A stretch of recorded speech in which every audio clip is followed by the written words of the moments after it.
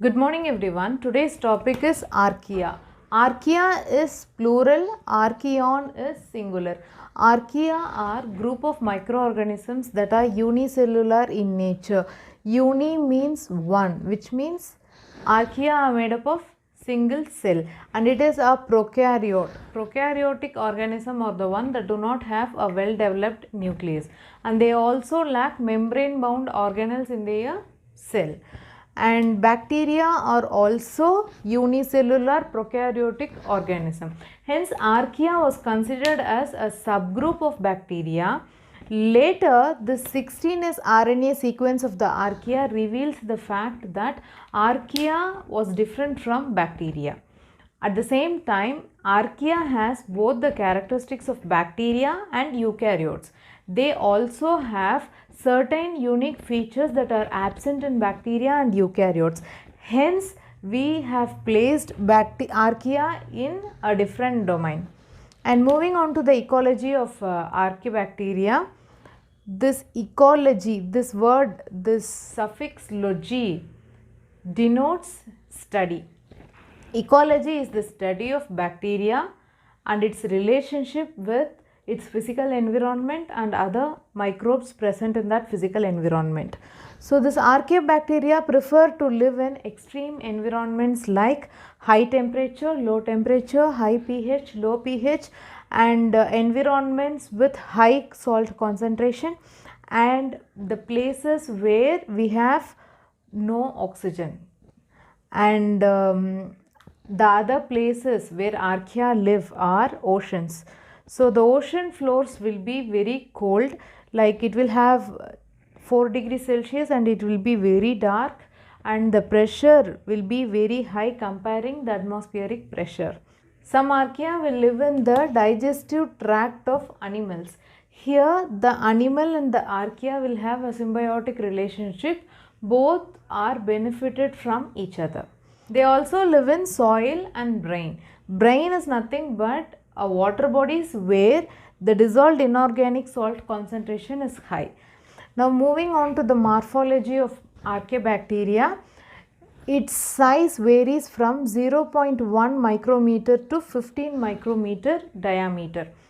So the diameter of the archaebacteria will lie between 0.1 micrometer to 15 micrometer.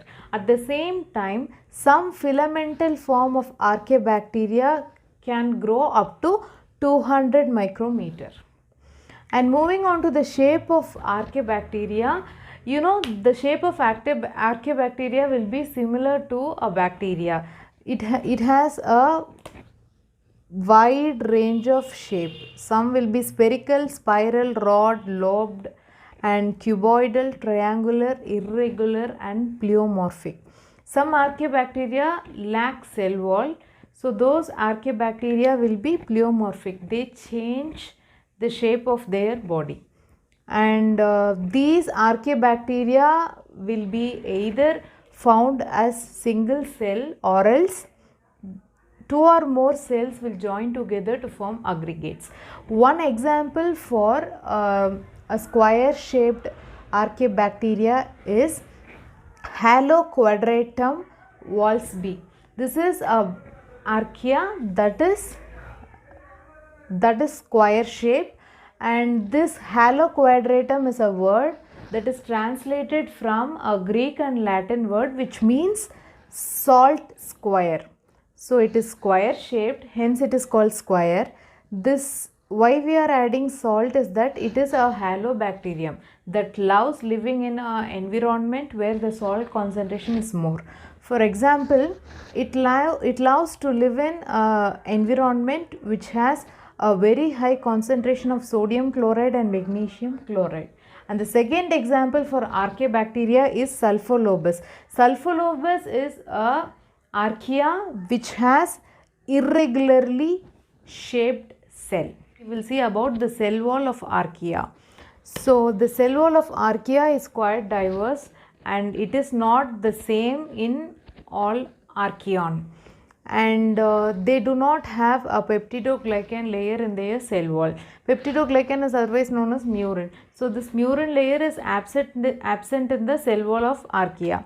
And when we do gram staining, some archaea will appear as gram positive, whereas the others will appear as gram negative. The archaea that appears as gram positive will have pseudomurin or methanochondroitin or heteropolysaccharide in their cell wall, whereas the gram negative archaea will have crystalline proteins or glycoprotein subunits in their cell wall. These two layers will appear either as a single layer or a complex structure. So, Archaeobacteria has a complex and an unusual chemical composition in their cell wall. This unusual chemical composition gives them a high resistance to cell wall antibiotics and lytic agents. So moving on to genetics first, we know that the genetic material is made up of 4 nucleotide bases: adenine, cytosine, thymine and guanine. So the gene coding regions that are present in the genetic material will be rich in guanine and cytosine bases. If the gene coding regions are longer, means this G plus C ratio will be higher. We can calculate the G plus C ratio using this formula. So the total amount of G and C can be taken in the numerator, and the total count of all 4 bases can be taken in the denominator. Into 100 will give the G plus C ratio. This G plus C ratio of Archaeobacteria is between 21% to 68%. This huge variation in the G plus C ratio reflects the fact that Archaeobacteria is diverse in nature. And there is one more fact, that this G plus C ratio will be different for different organisms. The genes that are involved in the metabolic pathway of archaea are similar to bacteria, whereas the genes that are involved in replication and transcription process are similar to eukaryotes. But the genes that are involved in translation is unique to archaea. There are certain evidences for horizontal gene transfer between archaea and thermophilic bacteria. Thermo means heat, philic means loving. These are bacteria that prefer to live in a very high temperature. One such example is Haloarcula marismorti. It is an archaeobacteria which has acquired genes that are involved in aspartate pathway through horizontal gene transfer. Horizontal gene transfer is the transfer of genetic material between 2 different species. So these genes helps them in encoding for certain enzymes that in turn helps them to limit the process osmosis. So using this mechanism, they can live in an environment which has a very high salt concentration. And now we will see about RNA polymerase. The RNA polymerase of Archaeobacteria is made up of more than 8 polypeptides. But the RNA polymerase of eukaryotes is made up of 8 to 12 polypeptides, and the RNA polymerase of bacteria is made up of just 4 polypeptides. This means that archaeobacterial RNA polymerase is more or less similar to eukaryotic RNA polymerase. And the next topic is the S layer that is present in the cell envelope of Archaeobacteria. Cell envelope is nothing but the layer, or it is like a covering that is present around the archaeal cell. So this S layer is present outside the cell wall. This S layer gives a remarkable resistance to this archaea. There are several factors that gives resistance to the archaea, which in turn helps them to survive in extreme environments. One such factor is S layer. This S layer also gives certain resistance to these archaea, through which they can live in an extreme environmental conditions. And the next topic is metabolism. Metabolism in archaea is quite diverse. Some archaea are chemolithotropes, which means they utilize inorganic reduced compounds as a source of energy. Some of them will perform methanogenesis. Genesis is formation. Methanogenesis is the formation of methane. There is a difference between methanotrop and methanogenesis. Methanogenesis is the production of methane, but methanotrop are organism that oxidize methane and obtain energy out of it. Some archaea will do nitrogen fixation. It is a process by which atmospheric nitrogen is converted into ammonia or any other nitrogenous substances. And few will do denitrification. It is a process by which nitrate is converted into nitrogen gas.